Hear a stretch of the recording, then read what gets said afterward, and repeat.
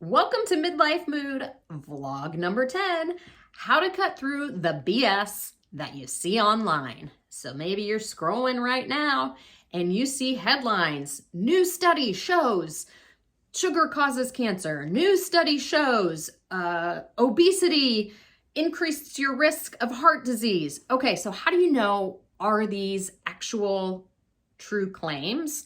Or like, ooh, new study, new weight loss drug makes you lose 50 pounds in 5 days. How do you know if you should believe this? It's so hard in this society because everything's so controversial. You've got one person who says, believe this, and somebody else for everything. I don't care what you're talking about. They'll say, believe this, and somebody's like, no, don't believe that. That's a lie. Here's the facts. Here's the facts. Here.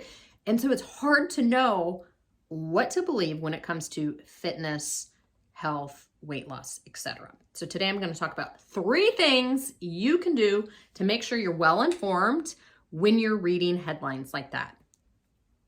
Tip number 1, look at who is giving the information. Is it a credible source? So is it coming from hotdiettips.com? Probably not the best source. I don't even know if that's a real website. I just made that up. But probably not the best source. Is it coming from, say, the New England Journal of Medicine, which is a peer-reviewed journal that's scientifically backed, etc.? Yeah, probably a credible source. So knowing where is the source coming from, and then who is it coming from? If it's coming from, an influencer who is trying to sell you a product, maybe it's not the most reliable. Maybe it is. You need to do your homework and find out, what is that person trying to gain out of sharing the information. And just because somebody has credentials does not make them an expert. So this last example I'll give is, say you have a doctor who's giving advice on how to lose weight. Okay, that's great. You think, oh, this person's a doctor. Well, look a little deeper. Do they specialize in obesity? Do they specialize in family practice? And they have experience with weight loss and helping patients. Great, probably a very credible source. Maybe that physician is a podiatrist and they treat feet. Probably not an expert in weight loss and exercise. So yeah, maybe they are, I don't know, but you have to look deeper. You can't just look and say, oh, this person's a doctor or this person's a nurse. That makes them an expert, point blank. Look a little deeper and find out. So who is giving the information? Tip number 2, read beyond the headlines.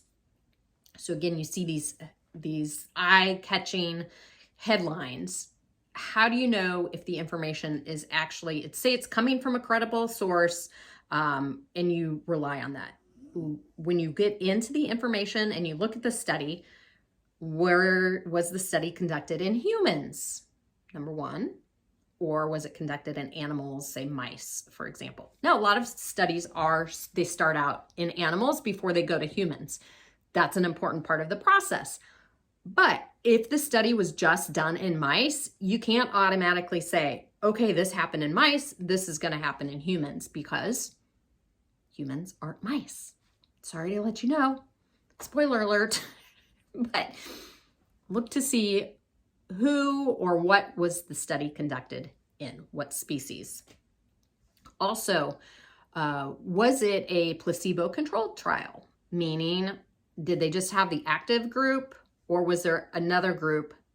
Say, for example, with weight loss, you want to see if the keto diet works. Well, you can't just have your keto diet group. You would need your keto diet group and then another group that's also ingesting the same amount of calories, but not necessarily on keto. And then you could compare the two. So that would be active group, placebo group. Beyond that, you can also look to see, was it a double-blind study? Meaning the investigator, the person who's looking into the study, do they know which group is which? Which group's keto group? Which group is the control group? If it's a double-blind study, that means they don't know. That's like the highest level. That's a sign that, okay, this is legitimate. It's studied in humans. It's a double-blind, placebo-controlled trial. Good to know. Those are all good things, like check, good information. Beyond that, you could also look at what's known as the p-value, which means, is this study, can we replicate this study? And if the p-value is 0.05, that's a good sign, like, okay, this wasn't due to chance. This, we can replicate it, and this was due to keto, the patients following keto. So look at the p-value as well. So number one, we've got who's giving the information, and number two, read beyond the headlines. The last tip for today is the article or information being posted an easy fix that you've never heard of? This is not to say we can't continue to have scientific discoveries and new things that come out that might be helpful for weight loss and fitness. But the chances are, if it's I'm trying to think of like a new crazy diet. Say grapefruit diet proven to reduce stress and help you lose 10 pounds in 10 days. If it's something, although I know the grapefruit diet's been around, but if it's something kind of wacky like that, think, does this sound right? Is this, we've been on this earth for quite a while, especially looking at weight loss, obesity, fitness for a long time, and nobody's looked at this? Okay. Go back to question number one and number two. Who's posting it? What are their credentials? And what do they have to back it up? If those first two check the box, then okay, maybe it is a new, great scientific discovery. But if it's something that has, crazy new idea, and this, whoever's trying to sell you whatever has this great new information, like, hey, if you eat dog food, you're going to lose 10 pounds. Okay, they're probably trying to sell you something. So going back to question 1 and 2 will help you answer question number 3 was, is it an easy fix that nobody's ever suggested or tried before? When you look at those 3 things, you should be able to confidently know, is this article real? Is it BS? And should I actually follow the advice that's given online? So I hope this helps. I'm trying to think. I know there's been a couple new like weight loss drugs that have come out. Those are the highest level information because, the headlines will say, blah, blah, blah, weight loss drug, patients can lose 20%, up to 20% of their body weight. Well, when you read it, it's published in a peer-reviewed article. It was double-blind, placebo-controlled, p-value's good, conducted by physicians. So that is actually real. There is a new scientific discovery, but there's still going to be things posted even in like mainstream news on the Today Show or NBC where you see, or CBS, whatever shows you watch, that have some of these headlines that aren't that highest level and maybe just need further investigation. And that's okay. That's how we learn scientifically. But if it's coming from, like, I'll take myself. I don't think I'm an influencer, but I like to give advice on fitness because my degree is in exercise science and nutrition. I have a nutrition certificate, but that doesn't make me an expert.